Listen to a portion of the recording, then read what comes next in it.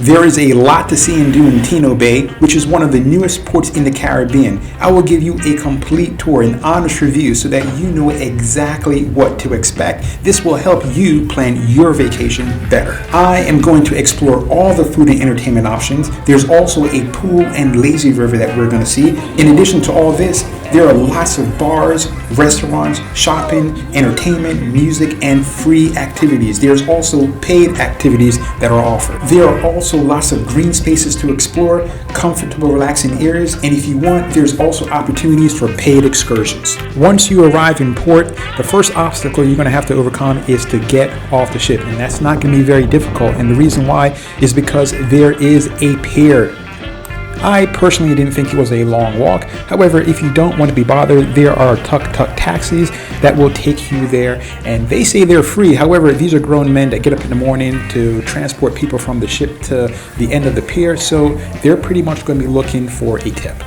This is the grand entrance. When you walk in here, you're going to have opportunities to do last minute excursions. Also, if you have booked an excursion for your cruise ship, you can gather and meet right here. One of the things I do like is the fact that they have a pretty large and comfortable waiting area. So when you're there, it's a pretty lush environment and you have a pretty nice waiting area that can accommodate a lot of folks.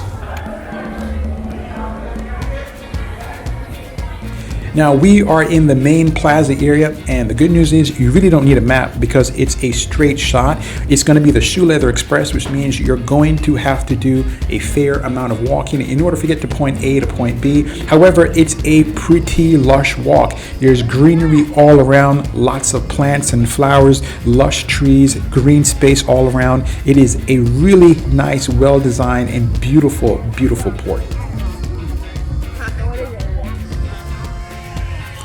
One of the biggest attractions to this port is going to be the lazy river, and the lazy river is an absolutely free experience. If you are on a cruise ship, and you can experience this for absolutely free. Now, the port is shut off from local guests, so you're not going to have that local experience. There's not going to be people from the island that are going to come over. This is all for cruise passenger on board your ship and any other ship that happens to be in port for that day. I'm going to continue to move the camera around so you can get a good idea of what the area looks like. And the inner tubes you see right here are not inexhaustible. There's a limited supply. So if there's a lot of ships that are in port, once the inner tubes are done, then you have to sit and wait until new inner tubes become available. But for the most part, it's pretty free. If there's one or two ships in port, not usually going to be a problem. The next thing you're looking at right here is the main pool area. This area is also open to the public, 100% free. All the loungers and chairs that you see, again, are free. It's on a first come, first served basis. There is a walk-up bar. It's very lush, very green, absolutely beautiful. The biggest drawback to coming here, and the thing people dislike the most, is this: there is no natural beach area. So the pool, the lazy pools, all the other water activities that are around are all going to be pretty much man-made. If you want to go to a beach, you're going to have to walk all the way to the very end and take a taxi there. With that being said, one of the reasons why they made this area so lush and free is because they want to keep you here. And the reason they want to keep you here is because you're going to eventually get hungry, you're going to want to drink, you're going to buy food, and also there's tons of shopping all around. There's approximately 35 different stores where you can buy stuff. You can buy jewelry, a lot of knickknacks, stuff you really don't need, you shouldn't be buying anyway, but there's tons of that all around, and lots of craft stores and other things, and there's tons of signage. So there is no way in the world you can get lost. Even if you were blind, you couldn't get lost. Now, this actually is one of my favorite cruise ports, and this is why. This lounge area here. If you have a large group, you have to get off the boat early, especially if there are multiple ships in port, because you're not going to find areas that are all, connected together. But all of this, what you're looking at right here, these lush beds, these comfortable seating, this tropical environment, it has sand on the ground, the lazy pool all around, everything is free. The only thing you have to do is pretty much get out of the ship and show up. Again, it's one of my favorite ports, and the reason why is because there's a lot to do here at no cost. The second biggest drawback to this port is that it is not open to the public. What I mean by that is, if you see anyone there for the Dominican Republic, they are working for a corporation or a company that's paying them. You're not going to have any locals in here at all. The good news with that is that you're not going to get hassled or haggled when it comes to an excursion or anything like that. Also, the prices for excursions are going to be pretty high. You're going to have to leave this area in order to get outside, in order to get a better deal when it comes to an excursion or some kind of package. But the biggest downside is you're not going to really experience the Dominican Republic culture, you're not going to really interact with their people, and you're not going to have the opportunity to enjoy local foods. If you like to drink, especially in a relaxing, peaceful, and tropical environment, then you are going to be in heaven. I loved the bars that were here. They were so well designed. They were so very beautiful. They were open to the natural light. The alcohol was fantastic. This is definitely an A+. A place to come and just sit and relax and enjoy the Caribbean. This was A1, not just this part, but there were so many other spaces on this particular port where you could, enjoy family, friends, and just sit and just relax. There's lots of nice breeze, beautiful music. The people were very nice. The staff was great. The alcohol was fantastic. You're going to enjoy this stop.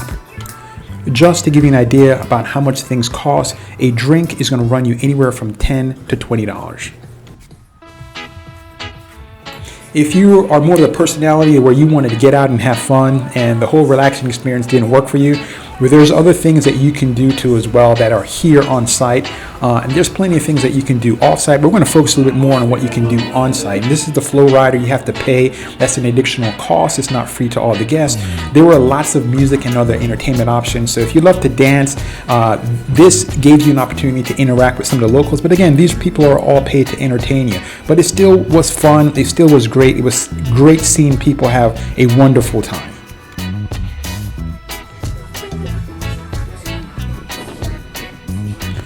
By far, the most popular attraction here is going to be Monkey Island. For a half hour, you can go into Monkey Island and you can have monkeys, squirrel monkeys, crawl all over you, sit on you, sometimes pee on you, and you pay $30 for that privilege. There's also the fish spa where you can put your feet in a bowl of water and have fish clean your feet for you. And there's plenty of other things that you can do. It is a really well done, well designed, well planned out area. It's one of the best ports in the Caribbean. I simply love being here. For those of you who enjoy retail therapy, there are shops scattered all over the port. There were not a great amount, nor was there a massive selection. There were about 35 shops, but they were relatively small on the inside. Although the ship is only like maybe say a 15-20 minute walk away, most people like to stay here and eat and enjoy the food here. The food, however, isn't altogether cheap. It's not hugely expensive, but they're not giving it away. Let me just give you an idea. You're going to spend maybe $30, $35 on a meal for one. There are lots of opportunities to spend money while you're here. Just remember that your cruise card will not work. Remember to bring cash. Also, everywhere here takes a credit card. The official currency is Dominican dollar, but again, they accept US currency everywhere. There are about 4 major restaurants, but there are tons of other smaller ones in different places that you can eat and drink. Just give you an idea of the prices. French fries will cost you about $7. Cheese sticks are going to cost you around $11. Coconut shrimps, $25. Fried calamari is $20. So it's a little pricey to eat here. So definitely get a full meal before you leave the ship. Many of the restaurants serve Dominican or Mexican food, but there are lots of different types of food variety available here. As we walk around and take a look at some of the lush seating that's available for absolutely free, just a reminder that your cruise package will not work here. So all the food and alcohol you're going to have to pay for, even if you purchase an alcohol package on board your cruise ship. When it comes to the store, there are a fair number of them. There are about 35. They sell a lot of different things, but you're not going to find a general store. However, you will find a pharmacy. Most of the stores sell things like crafts, cigars, and clothing. One of the things to watch out in coming here is this. If there's 1 ship in port, you're fine. 2 ships, you want to run out and get a seat. If there are 3 ships, stay on board because this place gets unbelievably packed. When it comes to the internet, unfortunately, there is no universal Wi-Fi. However, if you go into some stores and make a purchase, or if you eat at a restaurant, they will allow you to use their Wi-Fi. Here are a few things if you decide to leave this port area. First off, there are taxis available. Their prices are pretty high. You don't have to take them because Uber is readily available. All you have to do is simply walk outside the port. If you plan to go to one of the local beaches, just remember to bring your towel from on board the ship.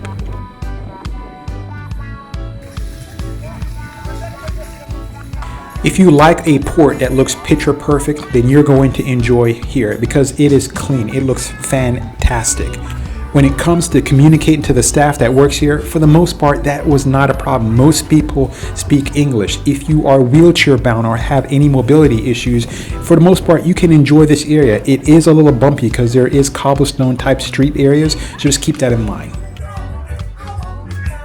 Now, it doesn't show very well in this video, but there was music all the time. So if you're looking for like a quiet, relaxing experience where there's no music and just the sound of an ocean, then you're going to be disappointed. However, if you like a pristine, beautiful environment with people who love to have a good time, a wonderful music, food that really tastes pretty good, even though it was a little expensive for me, then you are going to enjoy this port. This is one of my favorite artificial man-made ports. The only downside is maybe it's a little too expensive and there's not a lot of locals here.